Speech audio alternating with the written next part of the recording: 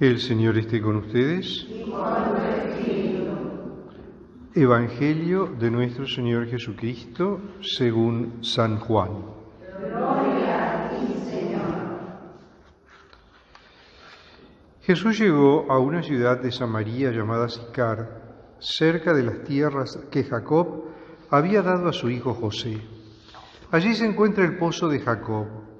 Jesús, fatigado del camino, se había sentado junto al pozo. Era la hora del mediodía. Una mujer de Samaria fue a sacar agua y Jesús le dijo: «Dame de beber». Sus discípulos habían ido a la ciudad a comprar alimentos. La samaritana le respondió: «¿Cómo? ¿Tú que eres judío me pides de beber a mí, que soy samaritana?». Los judíos, en efecto, no se trataban con los samaritanos. Jesús le respondió: «Si conocieras el don de Dios y quién es el que te dice, dame de beber, tú misma se lo hubieras pedido y él te habría dado agua viva». «Señor», le dijo ella, «no tienes nada para sacar el agua y el pozo es profundo. ¿De dónde sacas esa agua viva? ¿Eres acaso más grande que nuestro padre Jacob, que nos ha dado este pozo, donde él bebió y lo mismo hicieron sus hijos y sus animales?» Jesús le respondió: «El que beba de esta agua tendrá nuevamente sed, pero el que beba del agua que yo le daré, nunca más volverá a tener sed. El agua que yo le daré se convertirá en él en manantial que brotará hasta la vida eterna».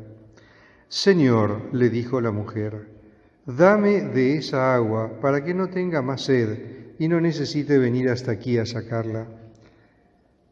Después agregó: «Señor, veo que eres un profeta.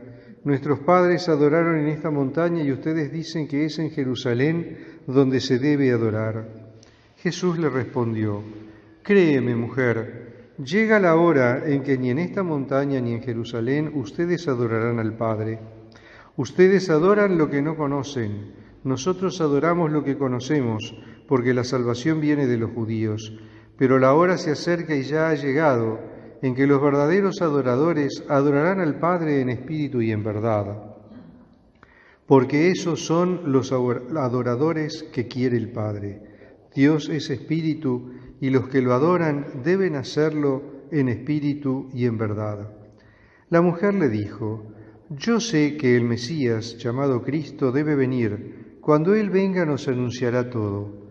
Jesús le respondió: «Soy yo el que habla contigo». Muchos samaritanos de esta ciudad habían creído en Él. Por eso, cuando los samaritanos se acercaron a Jesús, le rogaban que se quedara con ellos, y Él permaneció allí 2 días. Muchos más creyeron en Él a causa de su palabra y decían a la mujer: «Ya no creemos por lo que tú has dicho. Nosotros mismos lo hemos oído y sabemos que Él es verdaderamente el Salvador del mundo». Palabra del Señor. Gloria a ti, Señor Jesús.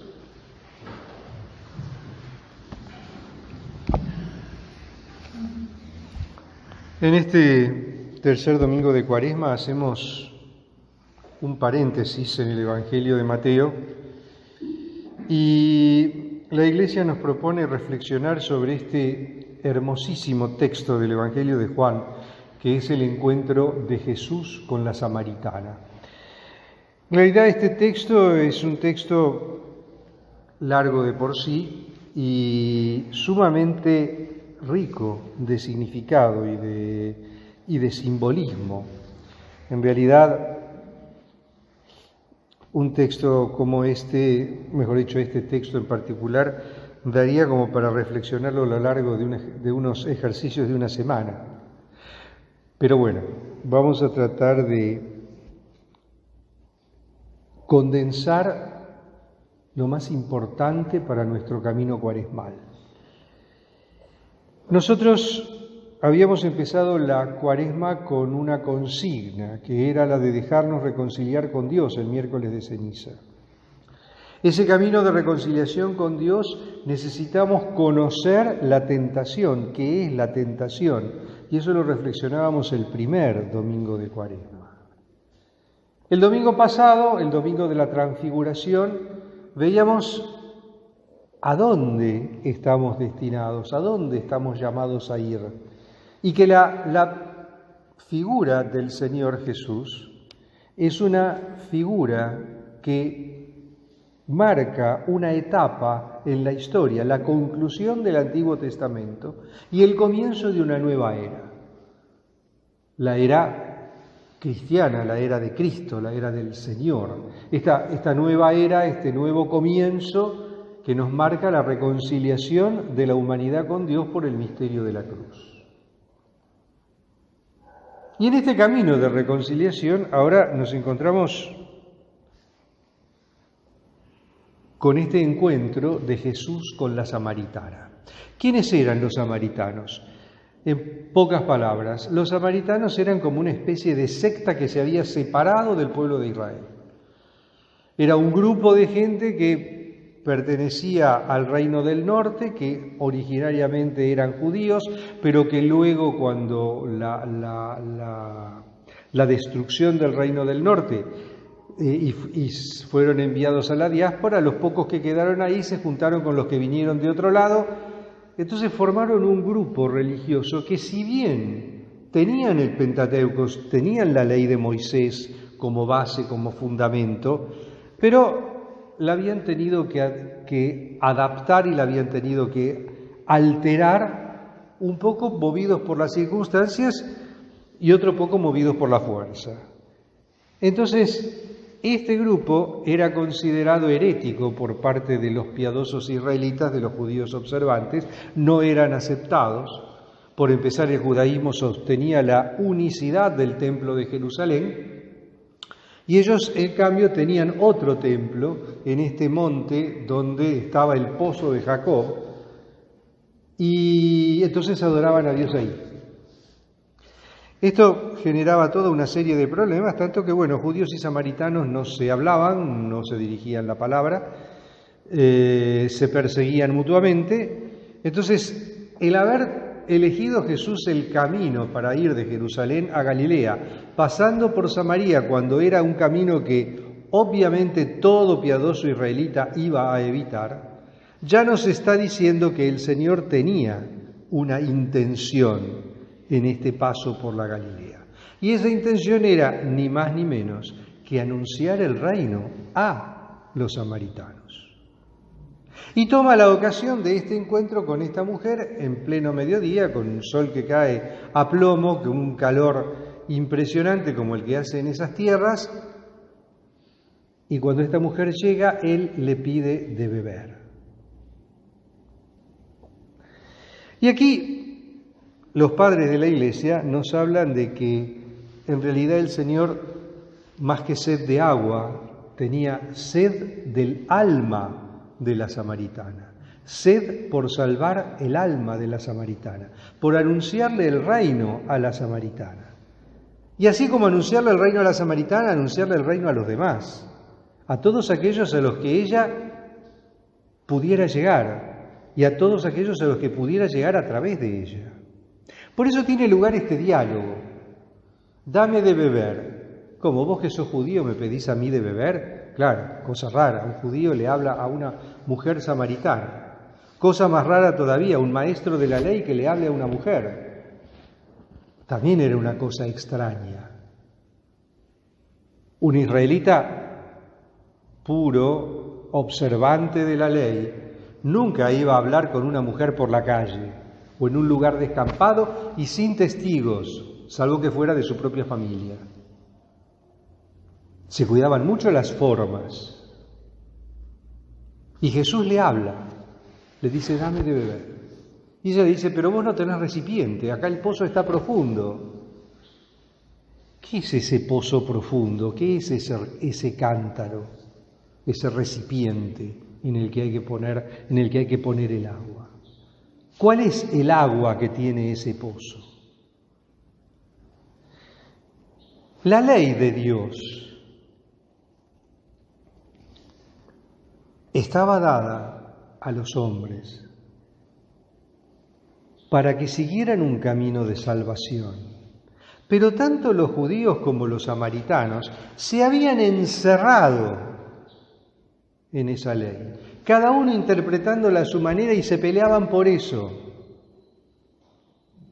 De esa manera nunca iban a poder hacer que ese agua de salvación llegara a todos los demás, porque estaban tan preocupados por pelearse entre ellos y por encerrarla cada vez más, que ese pozo era cada vez más profundo y cada vez costaba más sacar ese agua de salvación.